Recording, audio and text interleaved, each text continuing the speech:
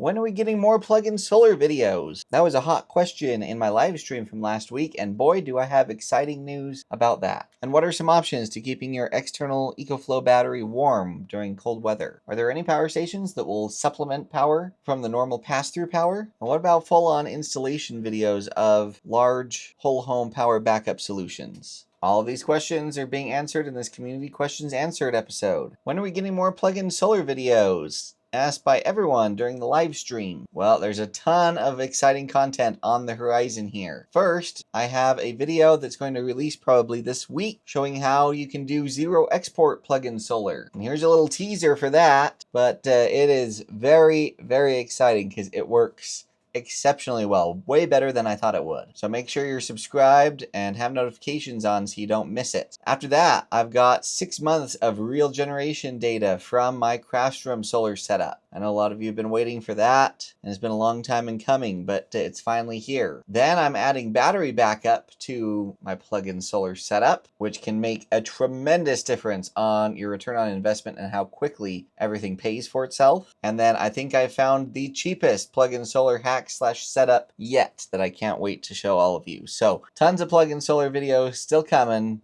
Be excited. Next question from EcoFlow 1 at 800. I paid $540 and got 25% more power. Does anyone know how this battery handles charging in the winter and know of any simple ways to integrate an automatic warming solution when non-EcoFlow expansion battery gets cold to charge? Thanks, an amazing video. Exactly the budget build I was looking for. So that comment comes from this video right here where I tested the new 50 amp hour battery that Wasacycle came out with specifically to pair with their EcoFlow hack cable. And I love it because it's pretty cost effective and it doesn't break your back when you need to move it. Yet it adds a tremendous amount of expansion to your EcoFlow power station. The question is, when it's cold, this battery will stop accepting a charge, which is very typical for lithium iron phosphate batteries. So what can you do about that? I see 3 good options depending on your priorities. Option number 1, don't buy this 50 amp hour golf cart battery and buy a 51.2 volt lithium iron phosphate battery that has built-in heaters.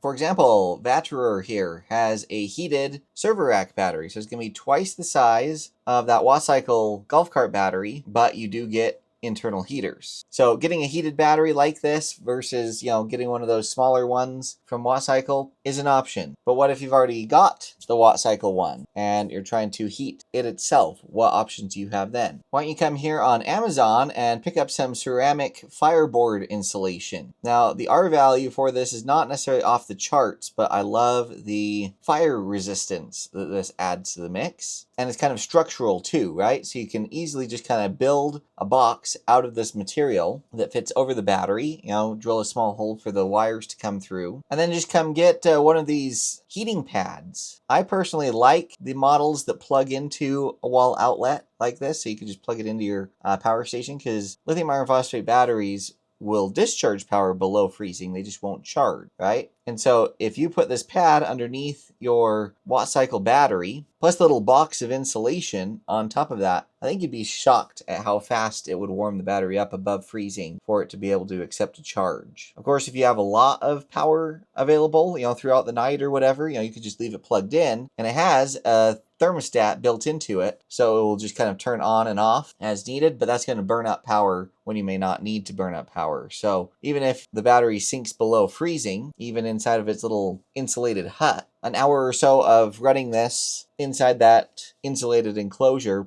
combined with that metal battery case that will help draw the heat into the battery, I think you'd be impressed with how quickly and effectively it works. And then option 3, if you're looking at different batteries in general, would be to get something like this eco-worthy Cubix 100 Pro. This is the only battery I'm aware of on the market that has the new battery cells that have the electrolyte that is not affected as much by freezing temperature. So this will actually charge below freezing by quite a bit. I have a whole video testing and showing that I will leave link to down in the description. Here's the crazy thing though, it's even cheaper than that Vatterer battery. And my understanding is EcoWorthy is working on doing UL certifications for this battery as well, which is very exciting. And let me tell you why I think this could be the best option if you know for sure that it's going to be used below freezing temperatures all the time. And that is, as the cells charge, they actually heat up naturally themselves, right? That charging a battery generates heat. And so in my experimenting and testing with this battery, I found that you can almost get the same effect as far as warming the battery pack up, charging it even at its reduced rate below freezing, as you would if there were like integrated battery heaters. But the best news is some of that energy going to charge the battery that's generating that heat is actually going into the cells to charge them and be used down the road. So you actually get much more efficient use of this battery versus burning a whole bunch of power just to heat the battery up to a point that then it can actually start accepting a charge. So anyway, you have options as far as keeping batteries warm go. And I'll have links to all those different resources I talked about down in the description for you to take a look at. This is a question from, your power station is killing your electronics. You don't understand how it works. So what if your AC power connection is only able to supply like 100 or 200 watts?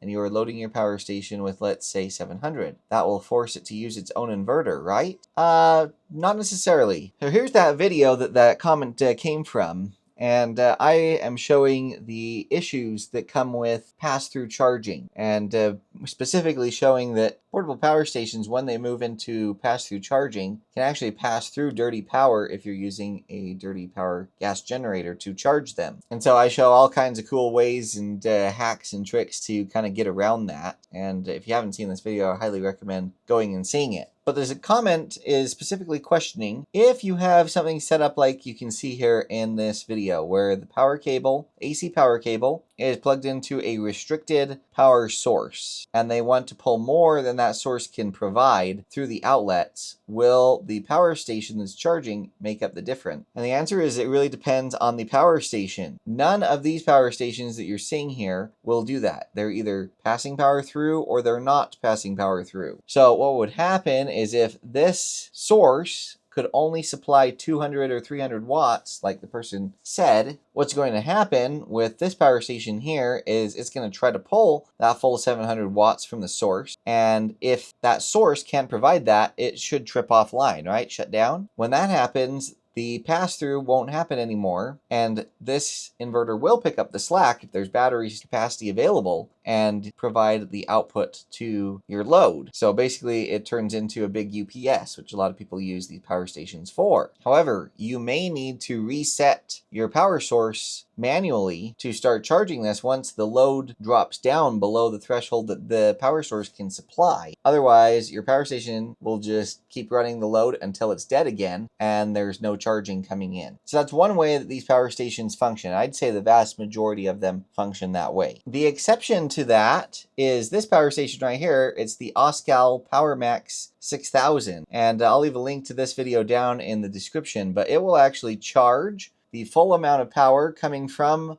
the wall and discharge. You can see 3,800 watts of output going out and 1,800 watts coming in. And so this power station is one that I'm aware of that will do exactly what you're asking could be done in the comment. And that's one of its huge strengths that really isn't shared very much. There's one more power station in my collection that I know does this as well, and that is this power station right here, the Bluetti Apex 300. It will also augment the input of the power that's coming in with inverter power. But out of the 20 plus power stations I own, the Apex 300 here and this Oscal PowerMax 6000 are the only ones that have that capability in my collection that I've tested. Best DIY 48 volt inverter has a 2000 watt problem. Do you have a step-by-step video showing the setup of an inverter like this and a server rack, including communications? So that's in reference to this video right here featuring this HumSync inverter that I just did a little while ago. And I go through a pretty deep dive on this as far as what it can do and its functionality. I do even test the internal communications, you can see right here, and show how to configure that and everything. The only thing I don't show is how to hang the thing on the wall. And so yes, if you want to see a video of an inverter just like this installed, then you may want to watch the video of when I installed my 12,000 XP and started building out my tower of power. That is all available on the channel. Plus, I have an entire playlist of videos just dedicated to whole home power backup. that you can take a look at, and I'll leave a link for down in the description. That's going to have all the videos about mega power system that one could use to back up their home. So guys, keep the comments coming. Any questions or curiosities or anything like that you have, leave them in the comments, because that's what I draw from for these question and answer videos, and everyone seems to be really enjoying them, and I enjoy making them. Also, don't forget, in every description and pinned comment of my videos, there's a place where you can book a one-on-one video consultation. We'll just go in depth and